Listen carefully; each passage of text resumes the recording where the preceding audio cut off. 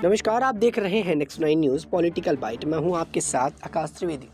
मणिपुर हिंसा इन दिनों बहुत ही ज़्यादा चरम सीमा पर भड़की हुई है। मणिपुर की हिंसा थमने का नाम नहीं ले रही। मणिपुर में रोज़ नए नए कांड सामने आते हैं। क्या कुछ वजह रही जिसकी वजह से मणिपुर में इस तरह की हिंसा भड़क गई? आखिर क्या रहा इसके पीछे की वजह? आज हम इसी के बारे में चर्चा करेंगे और आपको बताएंगे क्या कहा इन्हीं के फोर्स के तैनात एक सैनिक ने।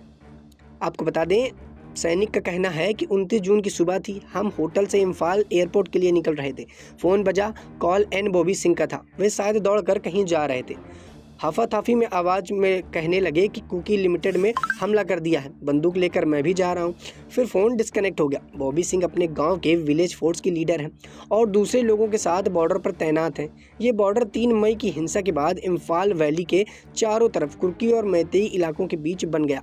इम्फाल की तरफ मैतेई के बंकर हैं, दूसरी तरफ कुर्की के। दो तरफ आम लोग बंदूकें लेकर तैनात हैं।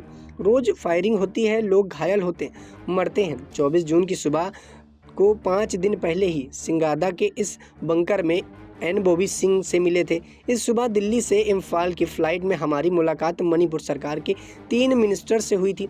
एजुकेशन और लॉ मिनिस्टर बंसता सिंह ने हमले के सवाल किया, हालात कैसे हैं? जब जवाब मिला तो मणिपुर से सब नॉर्मल है। इसी नॉर्मल को ढूंढते हुए हमारी टीम पहुंची और जांच की तो इम्फाल एयरपोर्ट में सब सामान नहीं था।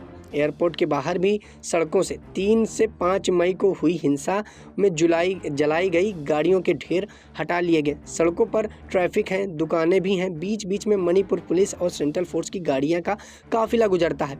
मन में सवाल आता है कि वो जंग कहाँ है, ये काफिले कहाँ जा रहे हैं? इसी जंग का पीछा करते हुए हम एयरपोर्ट से सिर्फ 20 किलोमीटर दूर वेस्ट इम्फाल के सिंगदा इलाके पहुँचे। बस यहीं पर मणिपुर सरकार का नॉर्मल लागू हो पाता। ये इलाका मैतेई बहुत अलग है। बंगाल की पहाड़ियों पर कुर्की गांव है। ये फुटहिल का इलाका है जहां घाटी और पहाड़ एक दूसरे को छूते हैं। ये अब जंग का मैदान है। सिंगादा इलाके के मौजूदा गांवों की कुर्की में खदेड़ दिया। उधर ऊपर की पहाड़ियों में यही मैतेई के लोग साथ गए। हिंसा से पहले दोनों साथ रहते हैं। नेशनल हाईवे में सिंगदा की तरफ मुड़े तो इलाके में घुसने लगे। पहले ही सड़क के ठीक ऊपर पोस्टर लगा हुआ था, लिखा है रोड क्लोज्ड फॉर सिविलियंस, मतलब आम लोगों के लिए रास्ता बंद है। इस रास्ते से आगे बढ़ने हमारे साथ मैतेई ड्राइवर भी था। बंगाल की पहाड़ियों पर कुर्की बंकर है।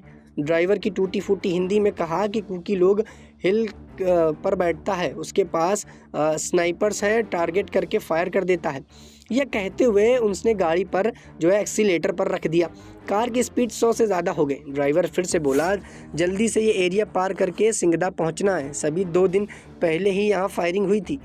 यहाँ हमारी मुलाकात एसएसबी यानी कि सशस्त्र सीमा बल के रिटायर्ड फौजी एन बॉबी सिंह से हुई। बॉबी सिंह ने कुर्की के हमलों से सिंगदा गांव बचने के लिए विलेज फोर्स बनाई है।